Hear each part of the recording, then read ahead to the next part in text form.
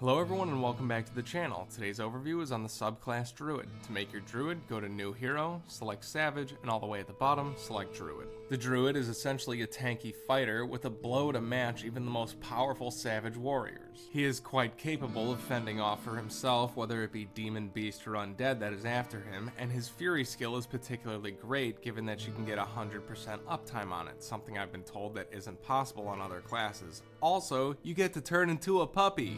No, but seriously, it's pretty cool. They imported the Diablo 2 Druid model for Werewolf into the game, so that is what happens when you hit Fury. The first two traits that we'll talk about, and are great for basically every melee class, is the combination of both Sandman and Unshakable. This will give you a large amount of stun threshold increase, which is one of the best defensive layers in the game for melee and basically every other class. You will lose AC in this trade, but as we know, AC doesn't scale very well typically the further you get into the game.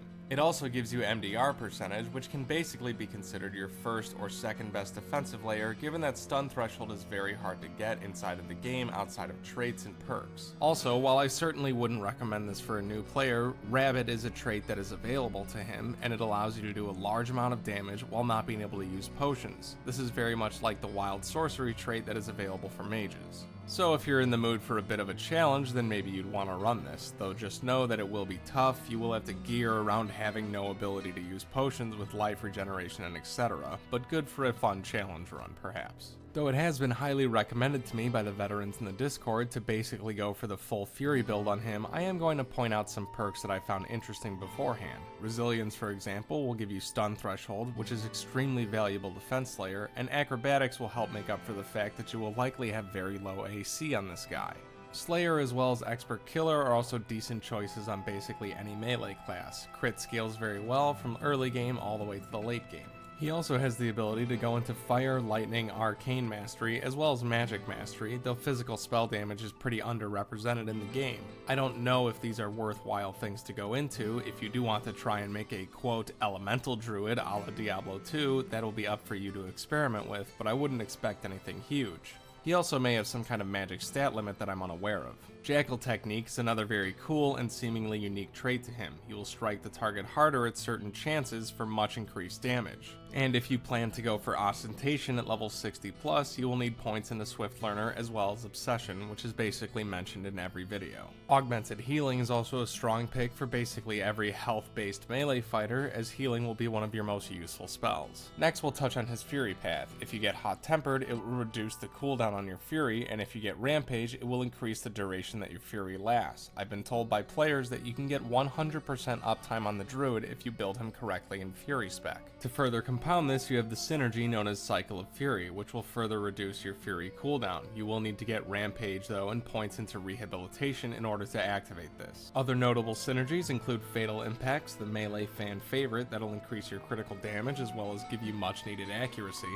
along with the typical pick of Ostentation, which becomes available at level 60, and every subsequent point becomes available every 10 levels after that, though it would require a 7 out of 10 perk investment for every level from 60 to 90 to do so. I have heard it said though by some players that you may want to delay getting the final points of Ostentation, given that you are going to have to do a large investment between every level in 60 to 90, and you actually might want to hit your other perk targets alongside getting the prereqs to get the other points of Ostentation. What you decide to do with the rest of your synergies after that is up to you. If you want to go more offensive or defensive, that'll be a choice that you make. The Druid can be geared basically like you would any other melee. You will want an array of weapons depending on what situations you're running into. His hatchets don't seem to have percent damage to beasts or undead, so you won't have to worry about switching for that. You'll want to go for things with crit damage as well as crit percentage, fast attack speed, as large of a weapon damage percentage bonus that you can get, fast hit recovery of course, and also rings or amulets with Ruin and Dread. As far as gearing, you will just want to hit any defensive priorities you can, melee damage resistance being likely the most important, but also don't neglect ADR as well as resistances. Stat priority will be your standard melee fighter fare, with strength and dexterity being your primary stats, and vitality a close third, as of course having a large health pool is very important on any toe-to-toe fighter.